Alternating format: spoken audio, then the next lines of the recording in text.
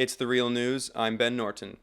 Top Israeli officials have threatened Lebanon's government after the Shia party Hezbollah earned new influence in the parliamentary elections.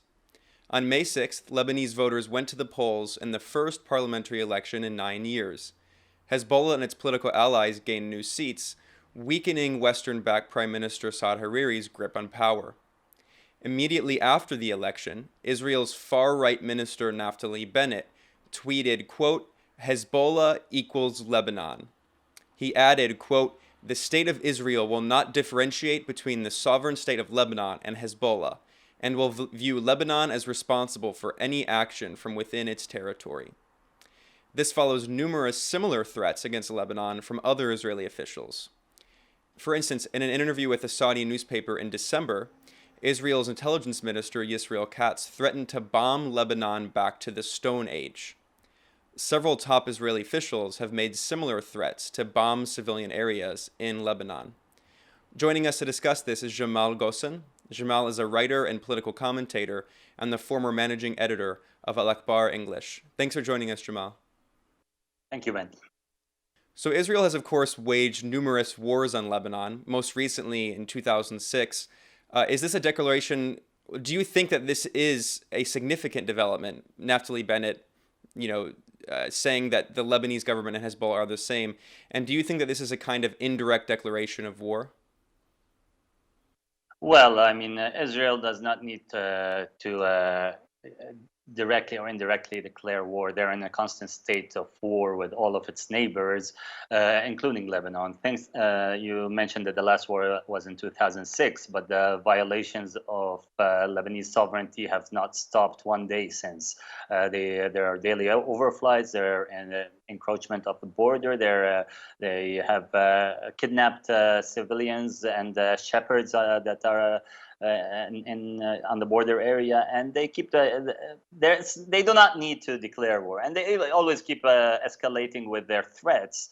This is just the latest in a series. You mentioned a couple of others, but if you go almost on a daily basis, you'll find some local Israeli officials threatening war, whether on Lebanon or on Palestinians or on Iran. We saw that cartoon show that Benjamin Netanyahu put up, and that was that's just the way the Israeli state is built. It needs constant war to survive, and we just we have to take them seriously because they do launch wars, and they do use heavy weapons against civilian populations, which they've done over the years.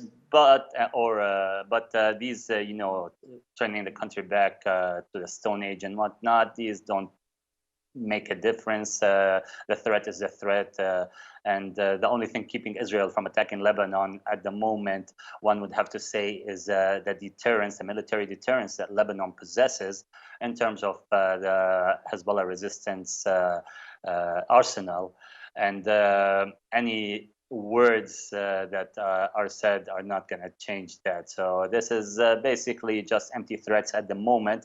But with an aggressive state like Israel, we always have to take these threats seriously. And this is why the Lebanese have always prepared and a defensive arsenal that have grown over the years, and that has successfully blocked any attempts by Israel in 2006 to invade Lebanon. And trust me, over the past 12 years, this arsenal has improved, and the military experience of the resistance fighters has improved as they've been involved in unfortunately, in a wide conflict in the region. We're talking about Syria and Iraq and other places also, and this scares Israel more than a parliamentary vote. So they're just taking this occasion just to raise the bar in terms of threats. But what really scares them is the military preparedness of Lebanon over the past years. Yeah, there are a few things to address there. I want to get to the point you made of Israel's regular violation of Lebanese airspace to launch airstrikes in Syria. That's a very important point. But before that, let's just talk a bit more generally about Hezbollah. there are so many misconceptions here in the U.S. A lot of politicians, they just try to conflate Hezbollah with ISIS and Al Qaeda, even though Hezbollah is fighting ISIS and Al Qaeda. And in fact, Hezbollah worked with the Lebanese army to save Lebanon from being overrun by ISIS and Al Qaeda.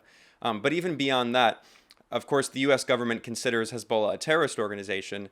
What's not often mentioned is the U.S. also considered the anti-apartheid South African leader Nelson Mandela a terrorist until 2008. So this is clearly a very politically motivated term. But what do you think the international perception is of Hezbollah outside of the U.S., the U.K., specifically when it comes to as you mentioned, the frequent Israeli threats against Lebanon?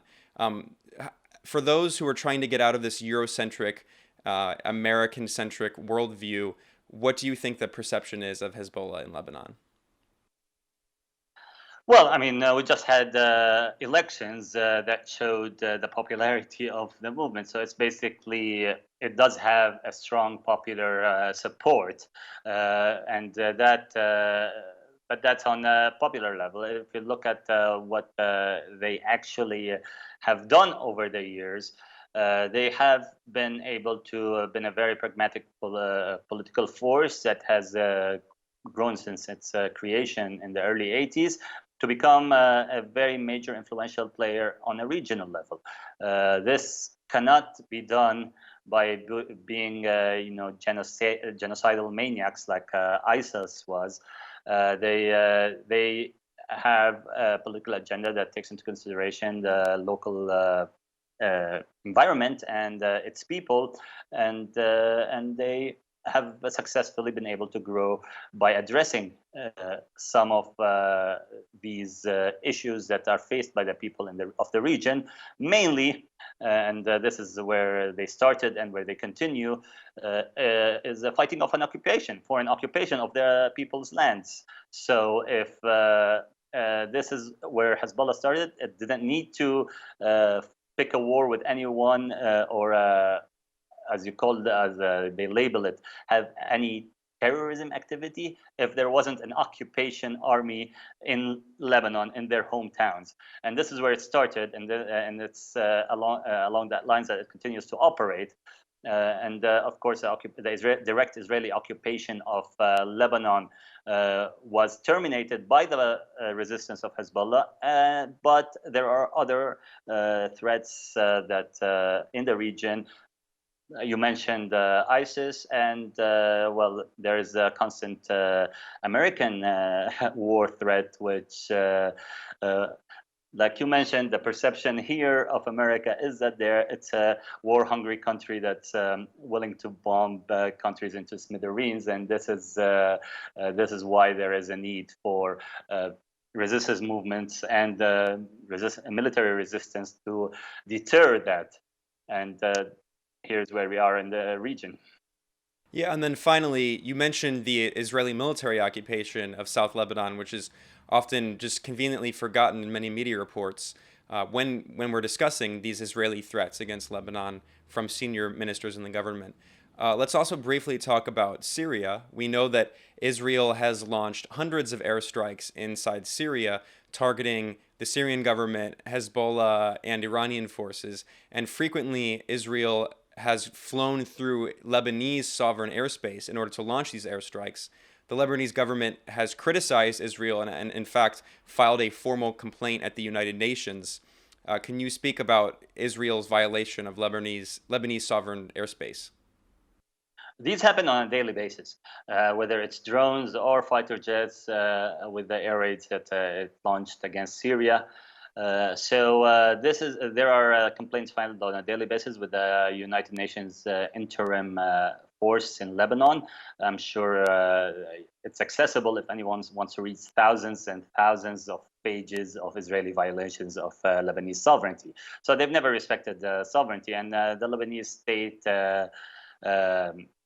does what it can without escalating, but at times with an increased level of threats and with the increased rhetoric of war in Israel, you never know when one of these threats or violations may escalate rapidly into a war. And this is why preparedness against Israel is always has to always be at its top alert.